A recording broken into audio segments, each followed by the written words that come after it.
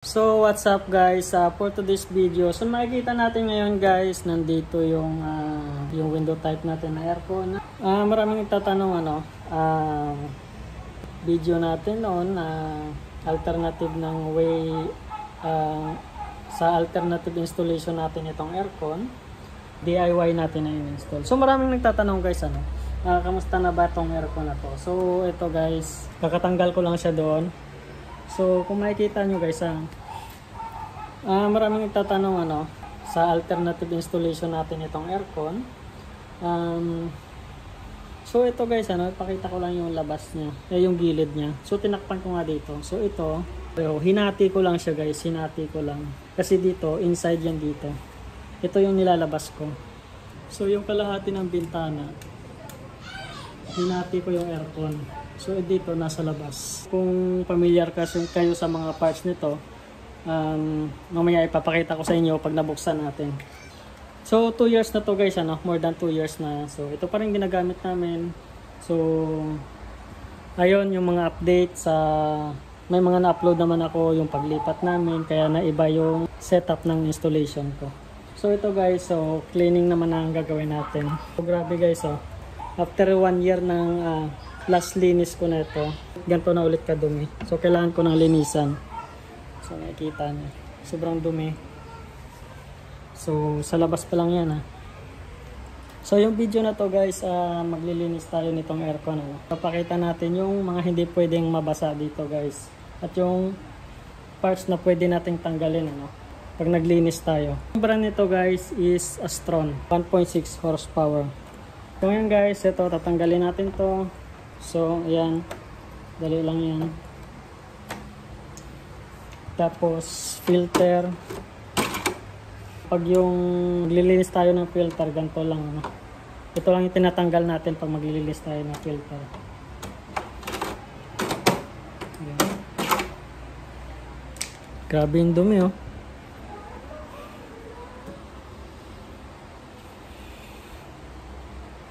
So yun guys, tatanggalin muna natin to mga tornilyo. So una guys, tatanggalin natin itong body niya itong cover niya.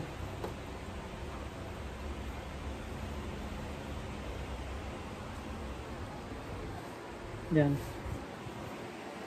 So ito guys, singit ko lang ito guys So yung iba nagtatanong, nagko-comment, bakit hindi na lang pinatong dito? Kung pwede naman. Yes po, pwede naman.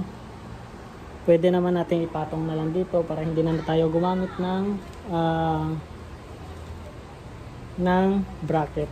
Pero since nga maliit yung area namin, kaya kailangan nasa taas para hindi obstruction. So ito, nakatayo ako, hindi masyadong obstruction yung aircon natin. Unlike pag nasa baba is lagi natin madadaanan. So yun yung reason kung bakit tinataas ko yung aircon. So ito guys, tatanggalin lang natin itong mga tornilyo. So lahat ng tornilyo tatanggalin natin. Yan. Meron din dito sa likuran. Yan, lahat po yan tatanggalin natin. And then yung daanan nga po pala ng tubig dito po sa likuran, may butas po dito. Before naglalagay ako ng dito ng hose papalabas. So since ito nakalabas naman na to sa bintana namin, kaya hindi na ako naglalagay ng hose. So may mga nagko-comment din kasi na paano saan ba dumadaan yung tubig. So dito lang naman po sa likuran, ayan. Dito po may butas po sa likuran. So ito naman, ito yung ginagamit ko. Yung wire na to, ginagamit ko doon para kumapit. Para hindi siya, para support lang to, support doon sa grills ng pintana para hindi siya malaglag. Okay, so ito pala yung unang tatanggalin natin kasi dito pala kumakapit.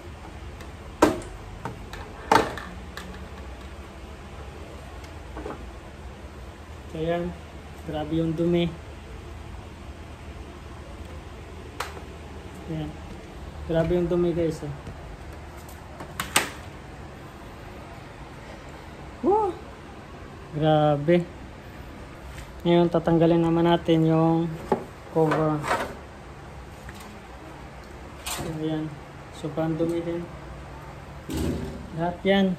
So madali lang to linisan guys. Ano? Kayang-kaya nyong gawin to DIY. Kayang-kaya nyong i-DIY to. Ayan. So ito yung loob niya guys. Ano? Ayan. Dalawang fan. May fan dito sa labas. May fan din dito sa loob. So ang purpose naman nito is cooling para sa kanyang condenser. Kasi mainit po yung ano, umiinit po ito yung coil niya. Umiinit po itong coil pag umaandar itong compressor. Ito yung compressor niya guys. Pag uminit ito kinukuling naman niya. Kaya yung hangin papasok dito sa gilid tapos nilalabas dito, papalabas dito. So ito naman guys, so ito yung condenser coil niya, no? Ito, condenser coil. So ito naman guys, yung evaporator. Evaporator po ito. Ito naman yung fan niya. So ang nangyayari, yung hangin sa loob ng room, dadaan dito. Dadaan dito tapos ilalabas dito. Ibig sabihin, pag dumaan dito, kasi since malamig itong evaporator, ang paglabas ng hangin dito is malamig na.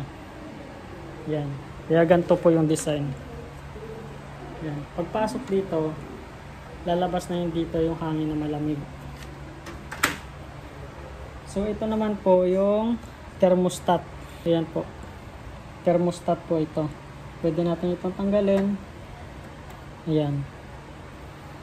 Thermostat po ito. Ito yung nadadetect niya yung kung malamig na ba yung hangin sa loob ng room. Kasi once na pumasok dito yung hangin, madedetect niya, masisense niya kung malamig na ba yung umiikot na hangin.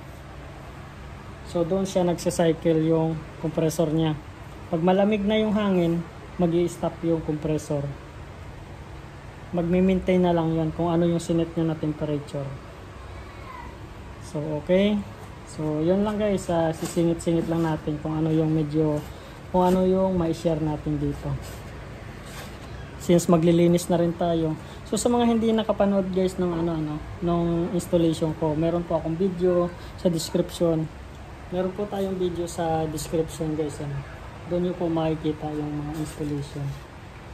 So ito, tanggalin natin.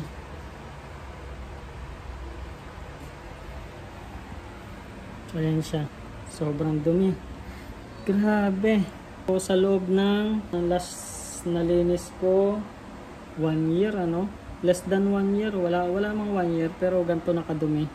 Kaya yung buga ng hangin hindi na rin fresh kasi ganito na yung hitsura niya. So maganda yung nami-maintain natin yung aircon natin para hindi rin siya malakas mag-consume ng kuryente kasi malamig lagi yung binubuga na hangin. Since ganito nga, hindi na masyadong malamig yung binubuga dahil sa sobrang dumi na. So ngayon, ito tatanggalin natin guys. Pasensya na guys kung medyo matagal siguro itong video na to. Ipa-fast forward ko na lang yung iba. So ito tatanggalin natin itong wiring niya. Ito yung kung makikita nyo, nandito yung plug. Yan.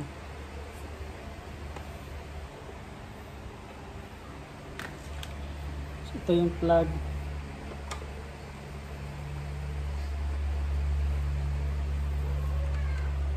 Tanggalin natin to.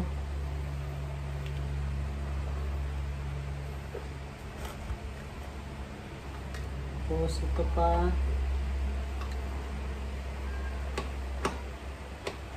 Ito guys, ingatan nyo yung thermostat na wag mabalik. Although naman to, parang tanso siya.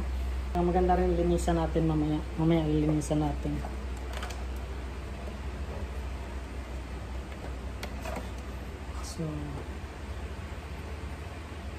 So ayan siya guys. hindi na natin siya pwedeng tanggalin kasi kung may na-connect yung mga wire. So babalutin po natin siya ng plastic para hindi mapasok ng tubig kasi para safe at hindi magkaroon ng ground. So binalot natin yan. Pakita natin.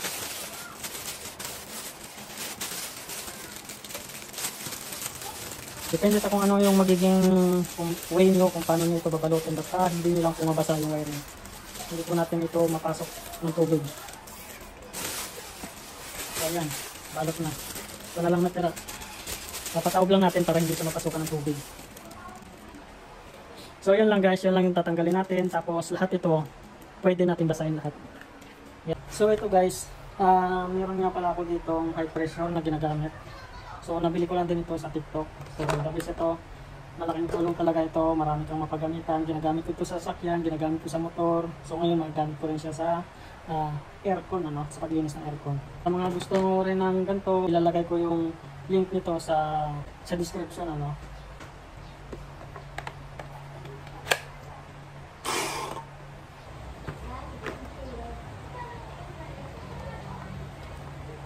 So ayan.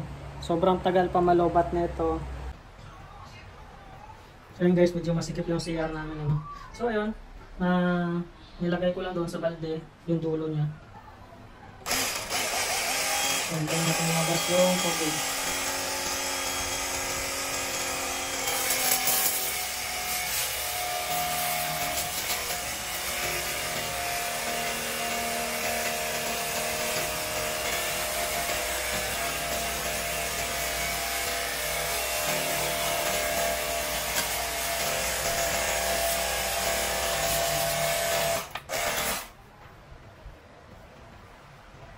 So ito guys, pwede natin palitan yung nozzle yung mas matulis.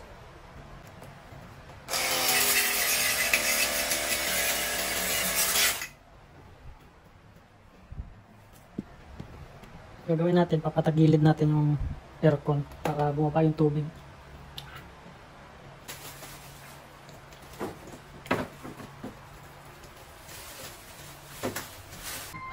Pinatagilid ko na ito guys. Para mas madaling linisan.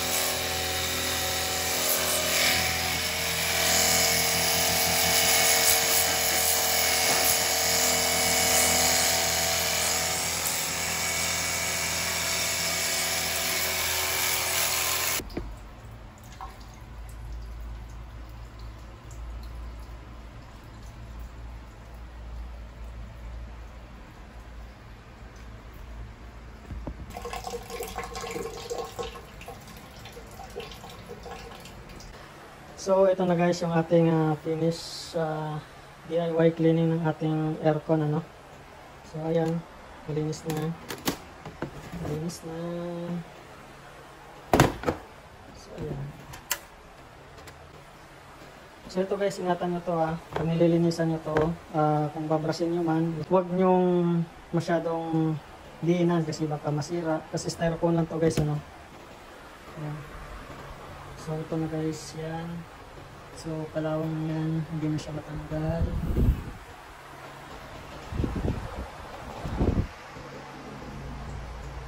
So ito guys, yung mga kung sakaling meron kayong mga naipit na ganito, pwede na naman straight yan. Pwede nyo pang maayos yan, straight nyo lang ganyan para bumalik. So, ito guys, pinalot ko lang yung kanyang box, then binasa ko lahat. Ayan, okay na ito para dito. So makikita nyo guys, naka-separate yung fan nya para dito sa kanyang, ulitin ko lang, sa kanyang evaporator coil. So dito malamig, dito nagsacycle yung lamig, yung hangin papasok dito, lalabas dito yung lamig. So dito naman sa labas is papasok dito sa gilid yung hangin, and then lalabas dito yung mainit. Ito yung condenser nya, condenser coil, yung kanyang compressor. So itong compressor nya guys, gumagana ay under lang to kapag mag-cooling na siya. Bawa mag-start ng cooling, under siya. Then pag na-reach na yung lamig na kung anong sinit mo na temperature is fan na lang yung gagana, itigil yung kanyang compressor. Then pag bumaba ulit yung kanyang lamig is under ulit yung kanyang compressor para ibalik yung lamig.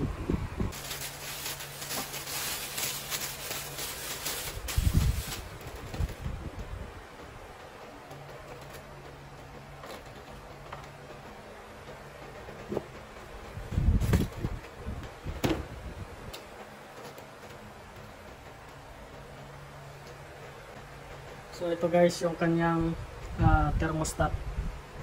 Yan, thermostat.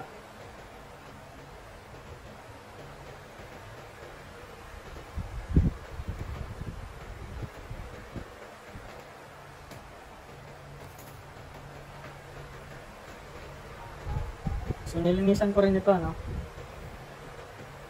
Yan, dapat malinis din ito.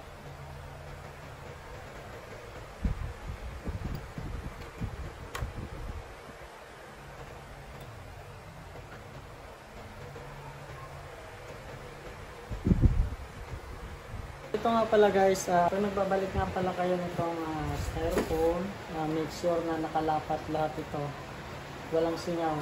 So okay na to guys, setup na to, babalik ko na lang to ulit. So yun lang guys, thank you for watching, at sana may nakukuha tayong idea sa ganito. So kaya-kaya nyo rin ito i-DIY guys. So madali lang ito guys. So thank you for watching guys.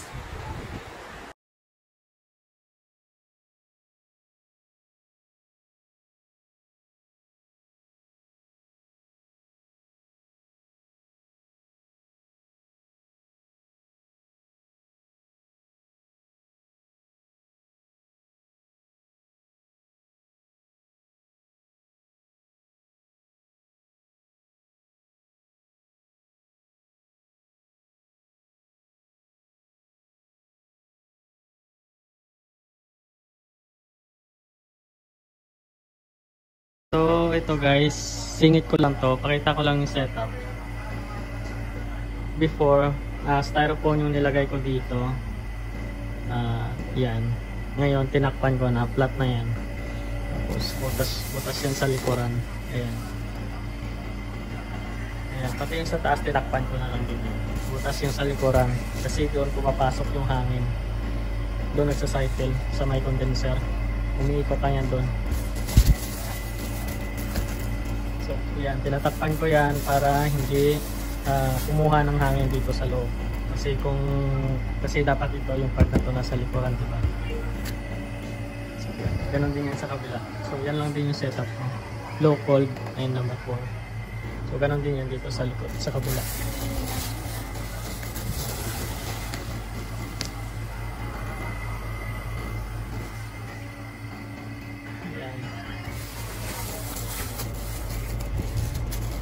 Lalagyan ko lang ng insulation foam.